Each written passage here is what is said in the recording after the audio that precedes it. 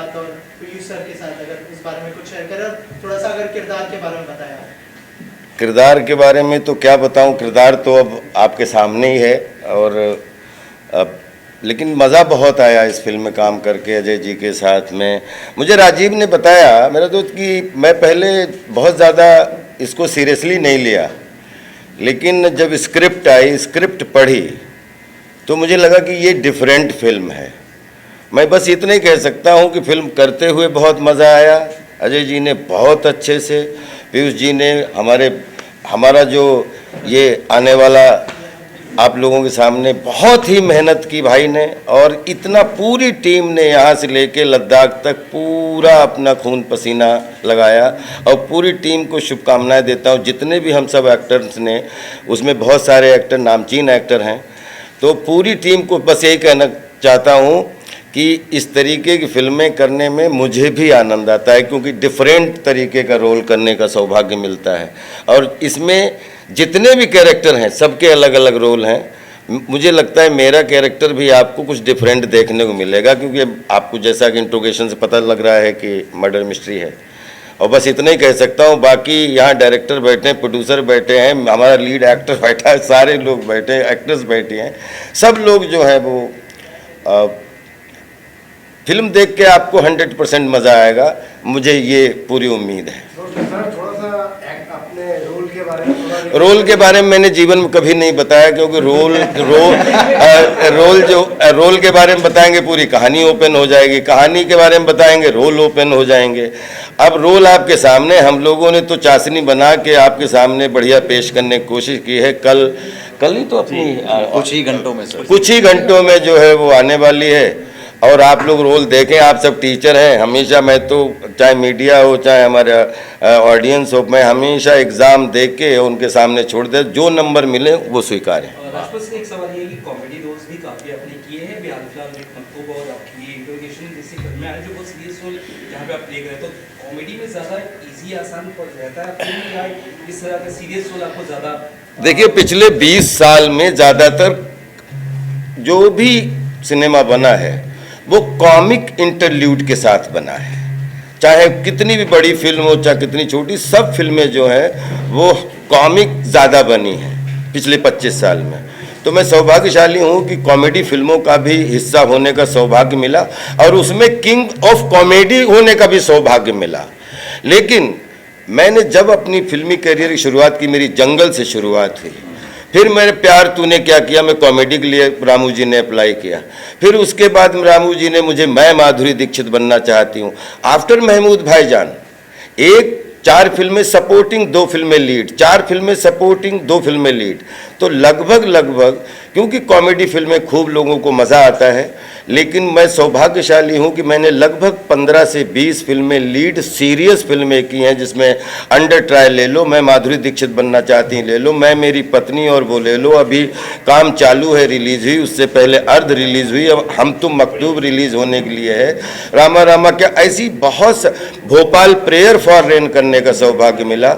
और आप मुझे किसी भी नाम से पुकारें, मैं 3 डायमेंशनल एक्टिंग करने के लिए बना था, क्योंकि मैं चार्ली चैपलिन साहब का फॉलोअर रहा हूँ। एक ही आदमी मैंने चुना जिसने 7 एवरेस्ट को क्रॉस कर दिया, एवरेस्ट को 7 टाइम्स जो है पहुँचा अपनी क्रिएटिविटी के माध्यम से। तो मैं जब अपने आप को देखता हूँ तो मुझे लगता है कोई आदमी एक्टर कॉमेडियन नहीं होता, कोई सीरियस नहीं होता, कोई भी विलन नहीं होता। वो स्क्रिप्ट और डायरेक्टर का इंटरप्रिटेशन डिसाइड करता है कि आपको कौन सी भूमिका करनी है, क्योंकि जितनी भी जो फिल्म का इंटरप्रिटेशन या फिल्म जो डिज़ाइन होती है वो डायरेक्टर का ही इंटरप्रिटेशन होता है और राइटर की परिकल्पना होती है, हम तो उसके ऑब्जेक्ट होते हैं बस। सर, ओटीटी के इस दौर को कितना एंजॉय कर रहे हैं? वैसे आप एज एन एक्टर आपको इस चीज़ का मतलब? बहुत एंजॉय कर रहा हूँ, क्योंकि बहुत अच्छा लग रहा है कि अभी जैसे 10-12 प्रोजेक्ट हैं, उसमें 2-4 जो आपकी 100 करोड़ क्लब के ऊपर वाली फिल्म है, उसमें किसी में टॉप 5 एक्टर्स में हूँ, किसी टॉप 4 एक्टर्स में हूँ, कुछ 2-3 वेब फिल्में हैं जिसमें लीड में हूँ, 2-3 वेब सीरीज़ हैं उनमें लीड में हूँ।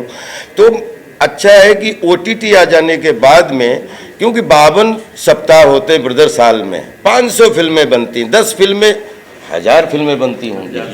अब किस किस को कहाँ पे जगह मिले, तो मुझे लगता है जो अच्छे कंटेंट हैं, कॉन्सेप्ट हैं, वो OTT के माध्यम से कितने एक्टर्स जो टैलेंटेड एक्ट्रेस हैं, टैलेंटेड एक्टर हैं, उनको मौका मिला है।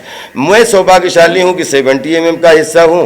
पहले टेलीविज़न से शुरुआत की थी, फिर विलन से शुरुआत हुई, फिर मुख्य भूमिका भी मिली, कॉमिक भूमिकाएं भी मिली, और जो मैंने 2000 थैंक्स टू राम गोपाल वर्मा जी, ये भी वर्मा जी हैं तो थैंक्स टू राम गोपाल वर्मा जी, जिन्होंने मुझे कम से कम 5-6 पायदान ऐसे ट्राई किए मेरे ऊपर, जिसमें विलन से लेके मुख्य भूमिकाओं तक।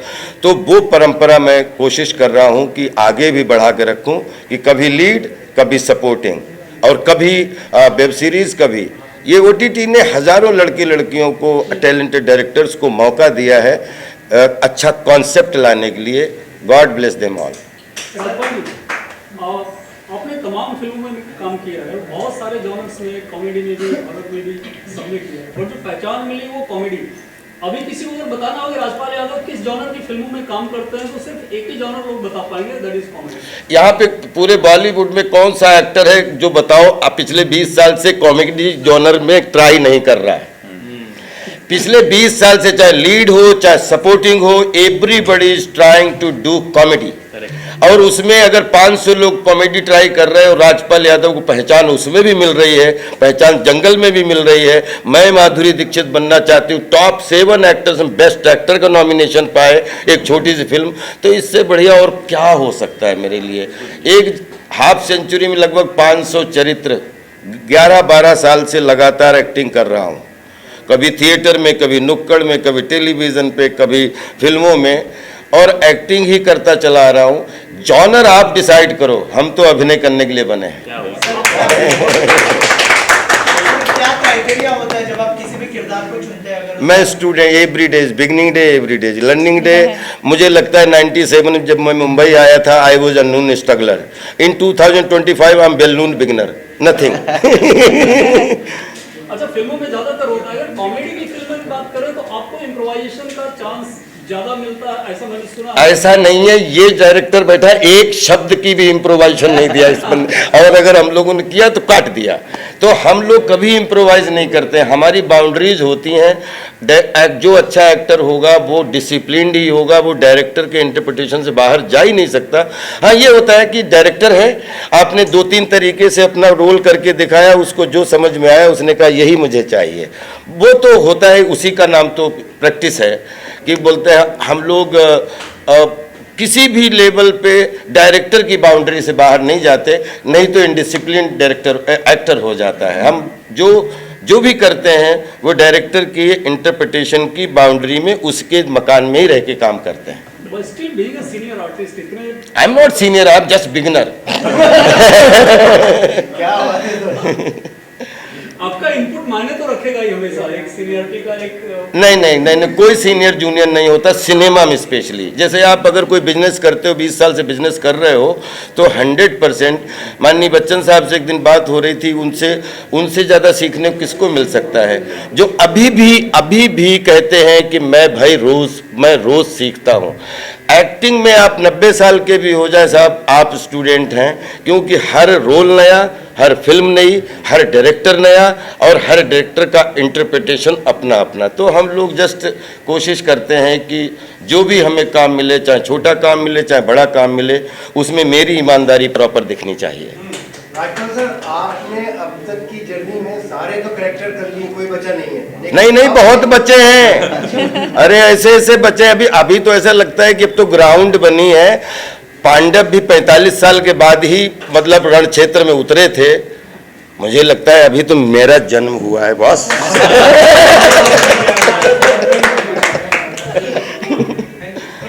तो बाकी के स्टार कास्ट से पूछना चाहूंगा कि राजपाल सर के साथ में फिल्म में काम करते करते आपको इनकी क्या बेस्ट क्वालिटी लगी, क्या कुछ नया सीखने को मिला? Start to end, this side too. Sir मैं तो मतलब सौभाग्य मिला, तो अगर राजपाल सर ने हमारी फिल्म के लिए हाँ बोला वही बहुत बड़ी बात है। इनको हम देखते हुए बड़े हुए हैं, मतलब ये तो एक ऐसी बात है कि जिसके कहते हैं ना, शब्द ही नहीं है हमारे पास। ऐसा लेजेंड, ऐसी एनर्जी आप बताइए कहीं और मिल सकती है क्या? तो मतलब हम तो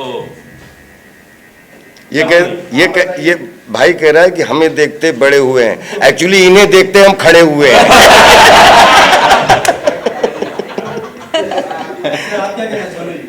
तो सबसे पहली बात तो मैं इतना अपने आप को लकी मानता हूँ कि सर को और मुझे एक ही पर्दे पे एक ही पिक्चर में देख के मेरा सपना पूरा हो गया सर। मेरा भी। और इतना मज़ा आया सर के साथ काम करके। एक भी दिन सर ने मुझे ऐसा महसूस नहीं कराया कि मैं नया एक्टर हूँ या फिर ये पहली बार मैं कैमरा के सामने काम कर रहा हूँ। सर ने इतना कंफर्टेबल फील कराया मुझे, और उसी वजह से मैं सर के साथ खेल पाया। जैसे सर ने बोला, हम अभिनय करना जानते हैं और ज़िंदगी भर मरते दम तक हम सिर्फ एक्टर हैं, एक्टिंग ही करेंगे हर जॉनरा में। सर के साथ हमने एक्टिंग करी, और यही एक्सपीरियंस मैं चाहूँगा कि मैं अपनी लाइफ में सदाबहार याद रखूँ कि मेरी पहली फिल्म जो थी वो राजपाल सर के साथ थी।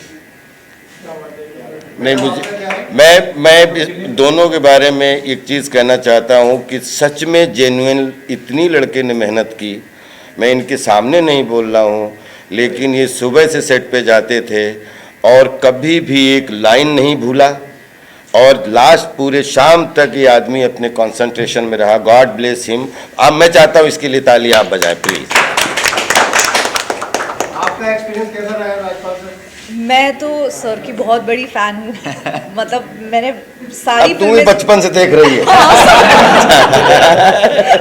बात तो सच है। और मैं सच बताऊँ तो मैंने जब अजय सर ने मुझे फ़ोन किया था इस फिल्म के लिए, मैंने पूछा नहीं था कि फिल्म में कौन एक्टर्स है, कास्ट कौन है। मैंने कहानी मुझे पसंद आ गई and I was like I want to do this film. मैं जिस दिन सेट पे पहुंची और मैंने राजपाल सर को देखा and I was like, Rajpal sir है हमारी फिल्म में? एंड ही वाज लाइक हाँ। I was like oh my God, because मैंने इनको सिर्फ स्क्रीन पे देखा है, मैंने इनकी फिल्में देखी है, मैं इतनी बड़ी फ़ैन हूँ इनकी, और मैं इनके साथ स्क्रीन शेयर करने वाली थी। मेरे लिए बहुत बड़ी बात थी। I was excited, nervous and बहुत मज़ा आया मुझे इनके साथ काम करने में। राजपाल जी, क्या हेरा फेरी में आपकी ऑडियंस पप्पू को देख पाएगी? I hope so. मैं भी दुआ कर रहा हूँ कि बने, और उसकी अपनी ऑडियंस है, और बिल्कुल सब चीज़ें जो चल रही हैं, बस मैं ये चाहता हूँ कि सब चीज़ें, कुछ कभी कभी मिसकम्युनिकेशन हो जाते हैं, तो मैं चाहता हूँ कि सब सॉर्ट आउट होके हेरा फेरी 3 बने और सब लोग जैसे काम करें तो वैसे एंजॉय करें। सर, एक हेरा फेरी के अंदर एक सबसे बड़े कैरेक्टर जो थे, बहुत अच्छे, आप समझ गए होंगे, उनको बाबू राव जी को निकाल दिया गया है और उनके ऊपर 25 करोड़ का केस भी लगाया है। वो सही है या गलत है? मुझे कोई नॉलेज नहीं है, क्योंकि मैं बाहर था और जेन्युइनली बाहर था, और जब तक हमारी सब पूरी टीम से बात नहीं हो जाती, क्योंकि हमारा एक 20 साल से एसोसिएशन है, जब तक हम सबसे बात ना हो जाए तब तक मैं कुछ भी कहने में असमर्थ हूँ, क्योंकि मुझसे ज़्यादा अच्छा प्रोड्यूसर, डायरेक्टर वो लोग सब लोग बोल सकते हैं। मैं हिस्सा हूँ और फिल्म बनेगी, हिस्सा रहूँगा। ठीक है।